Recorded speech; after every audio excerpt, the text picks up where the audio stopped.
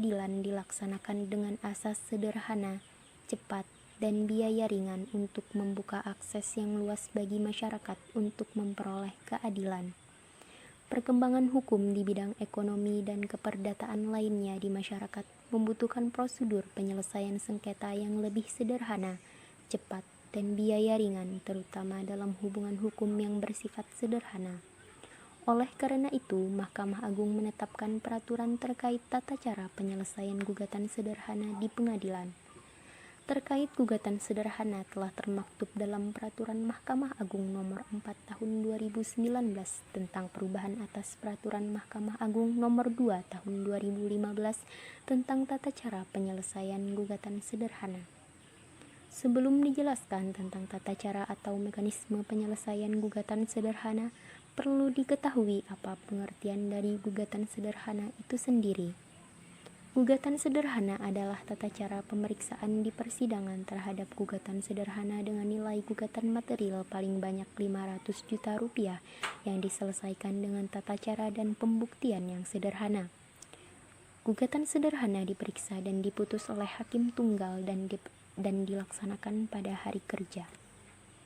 Gugatan sederhana diperiksa dan diputus oleh pengadilan dalam lingkup kewenangan peradilan umum dan diajukan terhadap perkara cedera janji atau wan prestasi dan perbuatan melawan hukum. Gugatan sederhana juga merupakan kewenangan pengadilan agama dalam perkara ekonomi syariah. Ketentuan ini termaktub dalam Peraturan Mahkamah Agung Nomor 14 Tahun 2016 tentang tata cara penyelesaian perkara ekonomi syariah. Adapun ketentuan mengenai para pihak adalah sebagai berikut. 1. Para pihak terdiri dari penggugat dan tergugat yang masing-masing tidak boleh lebih dari satu, kecuali memiliki kepentingan hukum yang sama. 2.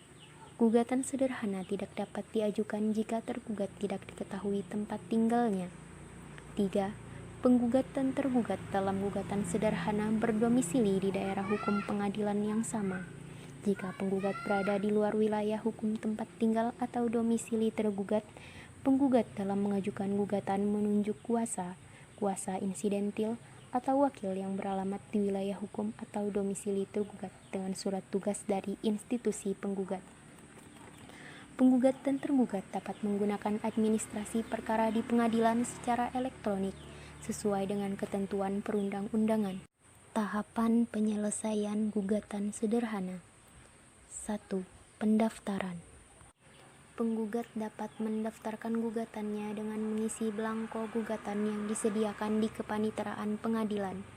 Belangko tersebut berisi keterangan mengenai identitas penggugat dan tergugat, penjelasan ringkas duduk perkara, dan tuntutan penggugat. Penggugat wajib melampirkan bukti surat yang sudah dilegalisasi pada saat mendaftarkan gugatan sederhana. 2. Pemeriksaan kelengkapan gugatan sederhana. Pada tahap ini, panitera akan melakukan pemeriksaan terhadap syarat pendaftaran gugatan sederhana.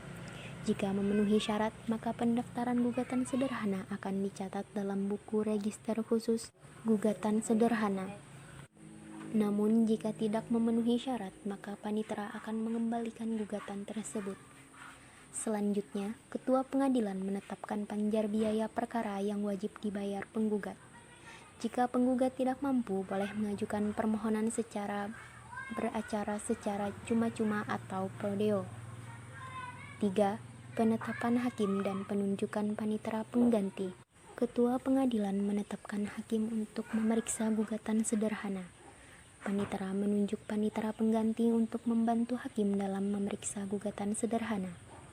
Proses pendaftaran sampai dengan penetapan hakim dan penunjukan panitera pengganti dilaksanakan dalam jangka waktu paling lambat 2 hari. 4. Pemeriksaan pendahuluan. Dalam tahapan ini, hakim akan memeriksa materi gugatan sederhana tersebut dan menilai sederhana atau tidaknya pembuktian. Apabila dalam pemeriksaan hakim berpendapat bahwa gugatan tidak termasuk dalam gugatan sederhana, maka hakim mengeluarkan penetapan yang menyatakan bahwa gugatan bukan gugatan sederhana, mencoret dari register perkara dan memerintahkan pengembalian sisa panjar biaya perkara kepada penggugat. maka terhadap penetapannya dalam hal ini tidak dapat dilakukan upaya hukum apapun. 5. Penetapan hari sidang dan pemanggilan para pihak. Jika hakim berpendapat bahwa gugatan yang diajukan penggugat adalah gugatan sederhana, maka hakim menetapkan hari sidang pertama. Jika penggugat tidak hadir pada hari sidang pertama tanpa alasan yang sah, maka gugatannya dinyatakan gugur. Jika tergugat tidak hadir pada hari sidang pertama, maka dilakukan pemanggilan kedua secara patut. Dalam hal tergugat tidak hadir pada hari sidang kedua setelah dipanggil secara patut, maka hakim memutus perkara tersebut secara first take. Terhadap putusan first take tersebut, tergugat dapat mengajukan perlawanan atau verzet dalam tenggang waktu 7 hari setelah pemberitahuan putusan. Dalam hal tergugat pada hari sidang pertama hadir dan pada hari sidang berikutnya tidak hadir tanpa alasan yang sah, maka gugatan diperiksa dan diputus secara kontradiktor. Terhadap putusan tersebut, tergugat dapat mengajukan keberatan. 6. Pemeriksaan sidang dan perdamaian. Pada hari sidang pertama, hakim wajib mengupayakan perdamaian dengan memperhatikan batas waktu. Jika tercapai perdamaian, hakim membuat akta perdamaian yang mengikat para pihak.